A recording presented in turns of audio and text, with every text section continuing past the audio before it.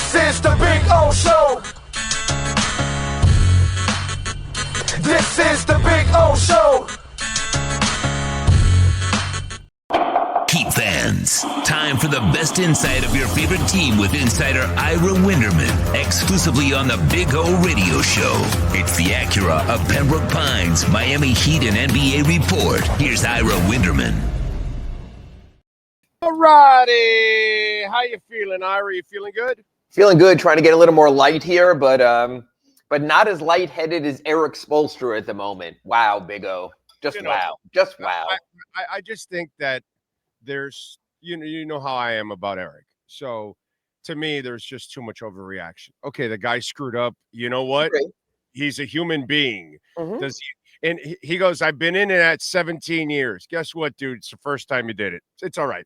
I can wait another 17 years till you do it again. I'm good, bro. It just, but but Big O, it's still stunning. It's still in the moment, and knowing who he is, knowing how meticulous he is, that was the stunning part. I mean, I always, at the end of games, look up at the scoreboard and see timeouts remaining, because Spoelstra is very good at saving his timeouts for when he needs. Yeah. And I knew going in the final possession, which was, we'll talk about, which was a little sort of staggered at the end and a little sort of concerning, he didn't have one left. We talk all the time about how assistant coaches, these teams, I mean, you know this from football and other sports, there are now more assistant coaches on teams than there are players. Yes. So you would think someone would restrain him, would pull him back. And I want to fill people in here, Big O, an Acura of Pembroke Pines report on this. Referees are taught to have grace in that situation. If they know a team doesn't have a timeout left, they try to ignore it. They try not to be the game.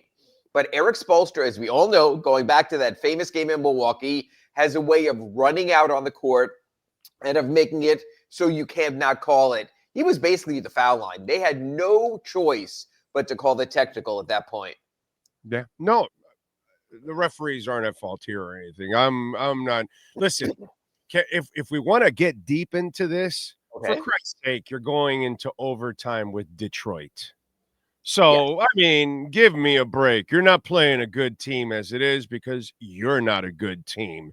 And you need the performance of a lifetime from Tyler Hero just to compete with Detroit, dude. Correct. So, the big picture here is, I get it, Eric Spoelstra screwed up, but I think the bigger picture is we're starting to see that this team is really not that good right now.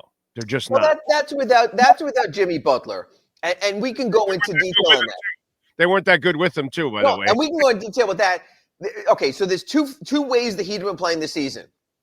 Without the best of Butler and without Butler. Either way is not good enough. Right. So you still have to ask yourself, and look, you've been on this for a while after this contract, talking about the possible next extension. You've got to be careful at age 35 where you go. The current extension they had. Right. I know that also in the $52 million option year coming up. But what we still don't know about this Heat team, and Big O, we may never know, is if Jimmy Butler is near the top of his game, what can they be? We haven't seen that yet. We don't know if the top of his game is what it used to be. We don't know if he's plateaued. We don't know if he's declining. That's the concern right now. Oh, come on, Ira. He's declining. He is no longer that Jimmy Buckets anymore. He cannot turn it on and keep it turned on for a length of time. He might be able to do a spurt here or there. It's November 13th. I'm not sure. In the second week of November, I'm willing to write off Jimmy Butler's 2024-25 season. I think that's a little bit premature. Now, when we get into December with our Acura Pembroke Pines reports in January, which will get us closer to the trading deadline anyway, Big O, we'll have a better sense. But if you're asking me, do I think we've seen the last of great performances from Jimmy Butler? I'm not willing to go there yet, but I'm getting closer. Yeah. Are you going to get one every once in a blue moon? Yeah. Are you going to get consistent? Never again. It'll never happen again. Ever's a strong word. Well, I'm okay, but I'm used to that. I'm used to going out on a limb and saying, hey, don't give Whiteside a contract. Hey, trade X right after he gets 10 interceptions, and everybody's freaking out. And while we got all Dolphins, let's tank for Cam. And I'm the guy saying Cam's not a top 5 quarterback, and they're all losing their fucking minds. So I'm used to doing this and going out on a limb ahead of everybody. Hey, fire Dale Talon. And everybody's all nervous about that because you're talking bad about Dale Talon. And then guess what? Year and a half later, they fired Dale Talon. So I'm used to shit like this. So it's all good. Jimmy Butler is not Jimmy Butler and will never be Jimmy Butler again. And he knows it. He's a con artist. He is trying to work his way to get a new contract and trying to do as little as possible in order to get that new contract because he, deep down inside, knows his body is no longer able to cash the checks he wants to write. And so I'm reversing that Top Gun role thing. So, this is what's going on here. He is pulling a con job on the Heat, or he's trying to on the Heat or somebody else in the NBA, because he's going to try to get hot for a week or two and see if he can get traded somewhere and see if somebody will give him big money. And then he can then pull his regular Jimmy Butler or loaf next year and just cash in his that is the greater concern. The greater concern is that you and I a year from now are talking about Jimmy and his option year, expiring contract, realizing the money's not going to be there anymore. Then what do you wind up with? What you have to say is this, Big O, is you have to pull back a little and say, if no Jimmy Butler, where does this team stand? Are you willing to put the ball in Tyler Hero's hands and at worst, hope he turns into a, say, Trae Young type? Not a great defender, but a guy will give you so much on offense, and with his passing, you could at least count on his offense. Make him number one. Are you willing to keep Bam Adebayo at a number 2, hoping his game comes around? He's been excellent on defense. Are you willing to say, hey, you know what? Look at our supporting players. Duncan Robinson, for what we asked him to do at that contract level, is fine. Haywood Highsmith, bargain contract for 2 years. We've shown when he's in the starting lineup, he's fine. Jaime Jaquez Jr. finally gets over his bad food in Mexico, comes around, has a nice game last night. He's fine. I'm all for that. I like to have a team that's fun and interesting and compelling, whether it's that first Stan Van Gundy team, whether it's some of the post-LeBron hustle teams that show us what they can do. I have no issue for that. As long as Heat Nation is fine saying, you know what? It's not going to be at the level it was with Jimmy Butler when he first got here. It's not going to be 2022, 2020, and 2023 NBA Finals, but you can grow something back. I have no issue with that. Big O, you've been in this market for decades. Do you think Heat Nation is patient enough, not for a rebuild, but for a step back? No, they're not. They're super spoiled. Okay. They're super spoiled. They're so spoiled, they think they're landing every star that becomes available. Right. And then every aggregator is grabbing it on social media saying, oh, they're the top dogs for Giannis. And it's like, it's a broken record. They don't have the resources. They don't have the space. Do you people even follow this team at all? There's a reason why they fail for every star recently, because they don't have the ammunition for that. But Big O, I'm going to interrupt you for a second. It's more than that also. If Giannis Antetokounmpo wants to leave the Milwaukee Bucks because he wants to contend again for another championship, I don't mean this to be denigrate the Heat, but you don't look at the Miami Heat now and go, that's the team that's going to get me there. You're talking about a team that has been in the play-in round 2 consecutive years, and right now is certainly trending in that direction again. This is not the place you come right now, maybe eventually, certainly before, to say we can win a championship. Right now, the Miami Heat is a very middling, middle of the pack, middle of the road team. Yep. I can't see any superstar saying, hey, it's not working here, but it'll work there. Instead, let's be honest. You look at Cleveland, you look at New York, you look at Indiana, you look at Orlando with their young talent. So if Giannis does pull the get me out of here card, and I think he might, he's sort of playing that way with his defensive indifference. He's looking at Doc Rivers' lack of coaching success in the playoffs. He realizes I'm not in a good spot. He looks at Damian Lillard getting old and older and injured and missing time. I could see Giannis coming out there again, but unless the Heat turn things around wildly in December and in January, so when we get to that February trading deadline, this is not the destination at the moment. Could be again, but at the moment that had been projected. No. I'm listen. I'll say it. I love the Heat. I support everybody there, but yeah, they're not a good franchise right now. That's all. They haven't Not been in a good place. I think they were a good franchise. I don't think they were in a good place. They're a great franchise, but right now they're not a good franchise. Overall, yeah, they've been great. 25 years of excellence. Right now, we're in a valley, whether they like it or not. I disagree with your phrasing. I think you can be a great franchise that goes up and down and goes through periods like this. Right. You're in a valley. In all the sports right now. I still think they're viewed as a great franchise. I spoke to Kevin Love yesterday before the game, and I spoke about the two-way of doing things. And we spoke about the Cavaliers, and everyone's looking, oh my God, look at what Cleveland has with Donovan Mitchell, with Darius Garland, with Mobley and what they built. And then I said to him, but you were there in Cleveland. Do you remember how they got there? When they won 19 games and 19 games and 22 games. And I said, could you ever see this team doing that?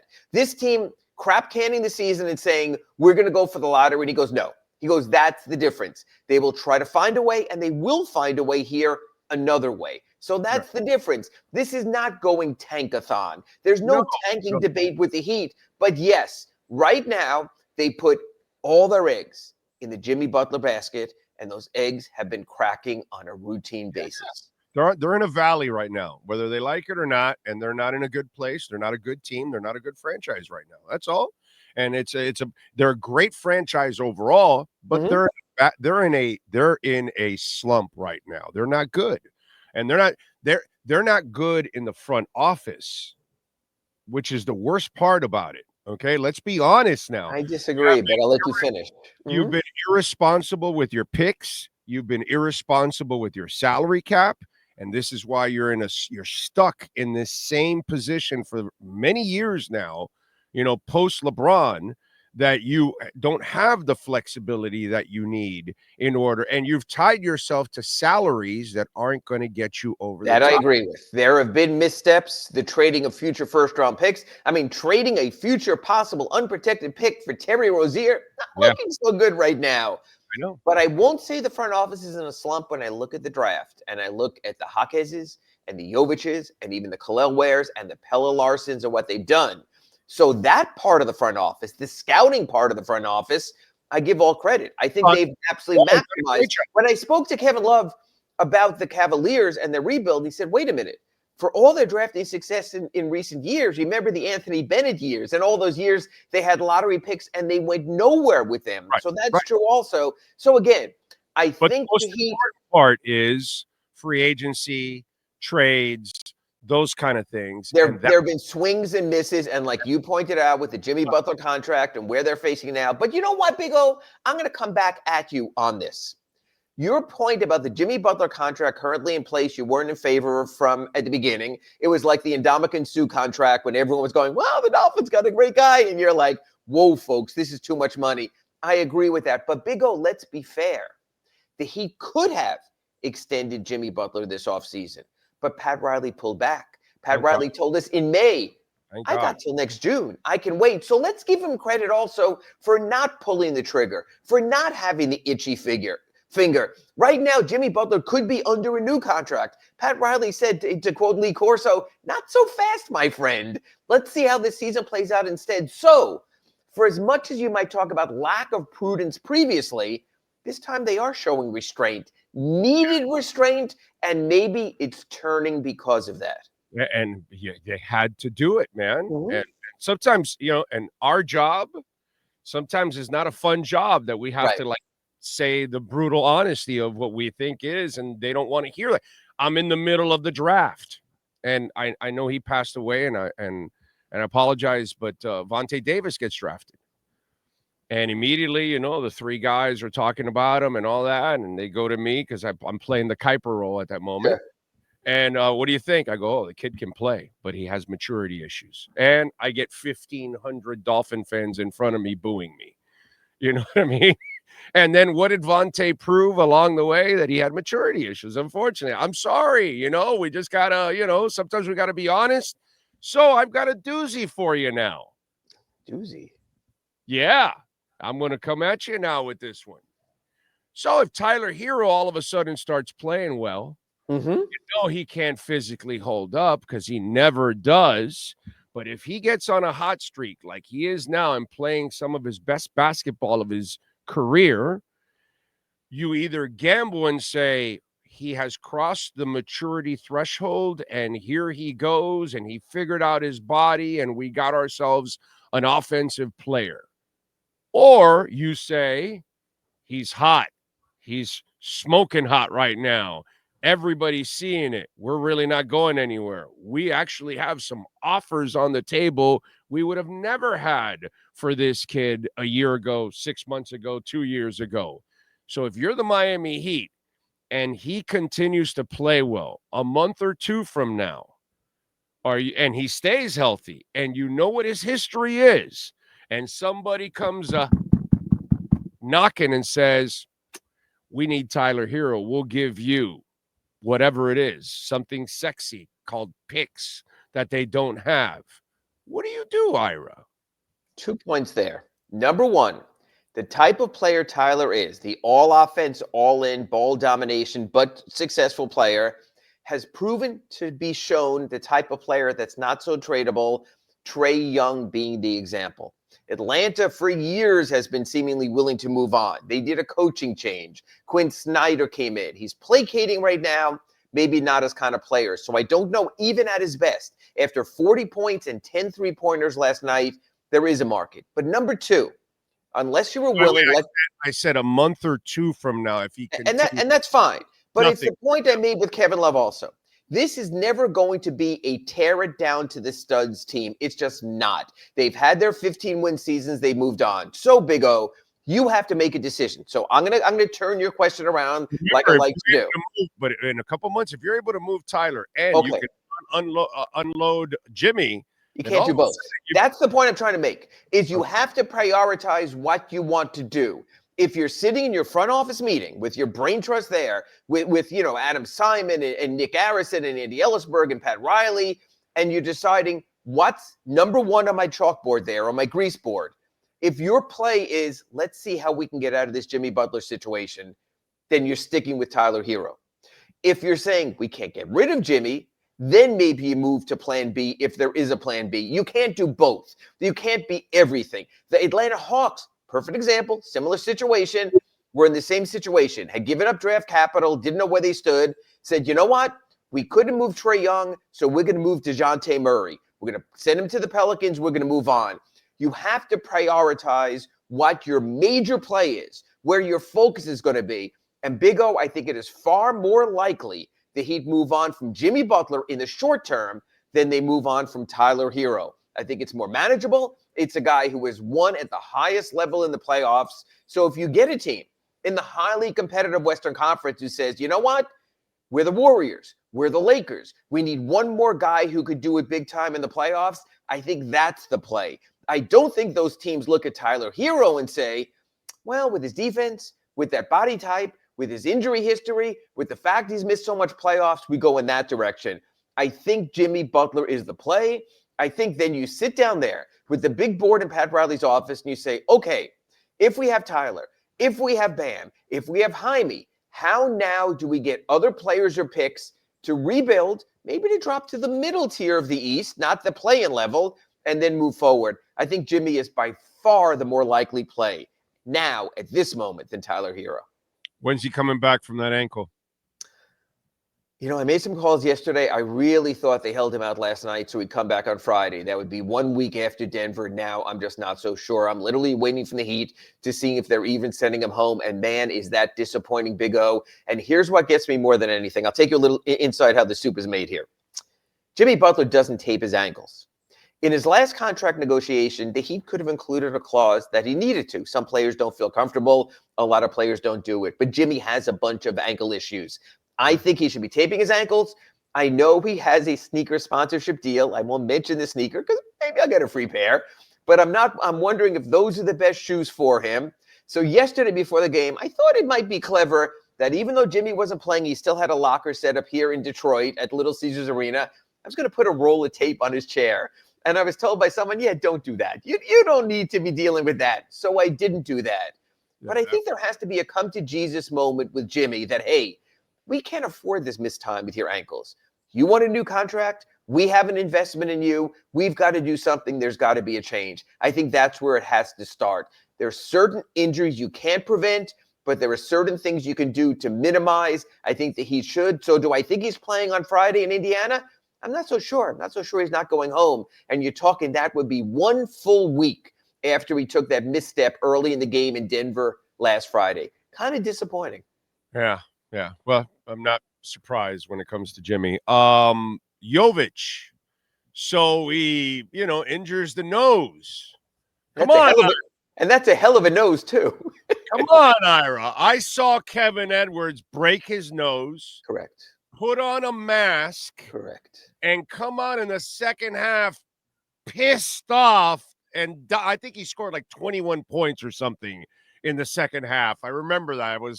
It's actually one of my favorite Heat moments, believe it or not, because that was so awesome to watch Kevin. And I know that's a rarity. Right. But it was, I still remember that moment. I'm not saying Jovic should do that, but it's just, I'm having Nikola said after the game he wanted to come back, and he did ask the team physician there, and they told him you probably will be needed to be fitted for a mask. And while there are generic masks out there, I don't mean this in a bad way. I love the kid. Nikola has a very large nose, and I don't know if there's one. Literally, he would have needed at that moment the Pinocchio mask, and I don't know if they had it. So to his credit, he wanted to get out there. He said it was terrible having to watch in the locker room. He wanted to do what he could do. So I wouldn't put it on him. It was just one of those moments. He literally stuck his nose in the wrong place. And how odd was it? 2 guys left the game last night, Nikola Jovic and Tim Hardaway Jr., after they were called for fouls. So they took the worst of it. Timmy took a cracked head, had to be wheeled off in the Paul Pierce wheelchair into the locker room. Nikola had to go to the locker room. So it was an odd night. It was definitely a fascinating November NBA night with so much at play in that game. So did you go to the concert last night that you saw the big line? You know what? I didn't. I was walking by. I think it was the Fillmore here or whatever. I said, Big O can fill you in after this, but I sent him a picture of who the artist was who was playing there. But it's really interesting. The revival in Detroit is real. I don't know the last time you've been in downtown Detroit. But between Comerica Park and Ford Field and Little Caesars Arena, I'm going to be honest with you. I asked the person at the hotel, I said, I got to be honest, can I have a late game? Is it safe to walk back? And he goes, everything has changed here. He goes, it's like any big. Some comments were out of place. If you actually follow the city, it's gone. It's actually. It really has. And he said, look, it's like any big city. Have your head on a swivel at night. You have to be smart also. But you can go out in the city. You can walk in the city. So I went for a walk after the game because if ever I needed to clear my head, it was after last night's game. But, man, the music scene here, I just came from Minneapolis, which, of course, is Prince, and they have an unbelievable amount of clubs downtown there. I mean, that is maybe one of the preeminent music scenes in the country. But Detroit's getting there also, and it's not just Motown anymore, and it's a variety of artists, and it's folk also. The place, it's crazy. Downtown Detroit was bustling on a Tuesday night last night. Yeah. They have gentrified downtown. Perfect way. All the apartments, and that creates its own problems, which you know from New York and South Florida and apartment costs and whatever. So that's sort of the yin and the yang of it. You build up your downtowns, and then you make them unaffordable. Yeah, exactly. By the way, did you like any Dirty Honey that I sent you? Did you at least check it out? You know what? I did. And I also know, for people who didn't know, I'm on Wednesday this week because Big O was out in L.A. and he went to the Troubadour there also, and he's passing along his... Yeah. And he's passing along his musical taste there. So when you do the Big O show, the show prep sometimes involves a little bit of music and a little bit of audio going in also. So I'm getting there slowly, but I'm getting there. And Bitcoin, 91,000 today, baby. 91,000. You know, we can only spread the truth here. We can only tell you, don't sign Butler. Don't trade away X. Buy Bitcoin. We don't mislead you here. It's what we do. What do you got going on the Sentinel so folks can check you out? You know, I'm doing a follow-up story just to what happened and how Bam Adebayo and Tyler Hero said, look, after what Spo did for us in Minnesota on Sunday night, this happens. People make missteps. Players make missteps. He's still the guy. We're still marching forward with him. I also have a story coming about Tyler Hero, 40 points, 10 3-pointers, and what he did last night. All of a sudden, that contract we questioned, has turned into somewhat of a value contract. It's basically half of the maximum. Tyler Hero is earning half of what Jimmy Butler is earning this season and arguably doing twice as much. So I have a piece on that as well. Spoke to Nikola Jovic. I'll have an update on his broken nose and where he stands. Also have something on Keyshawn Johnson. Big game again last night for the Sioux Falls Skyforce, another undrafted player that the Heat could be developing into someone special, sort of in that Haywood Highsmith lineage. So there are good things happening after a not so good thing happening last night here in Detroit. There you go. Follow him on Twitter at Ira Heatbeat. Ira, as always, sir, thank you. We will catch up next week, my friend.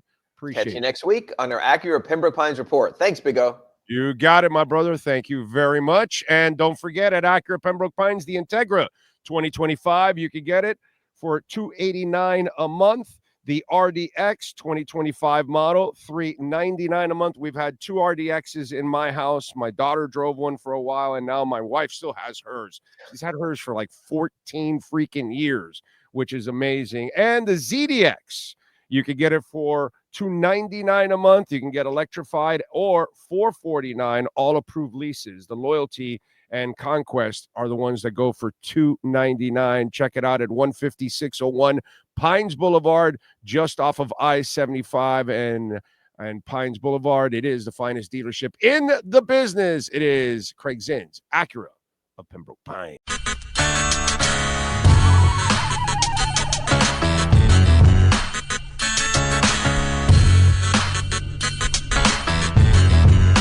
This is the Big O Show. This is the Big O Show.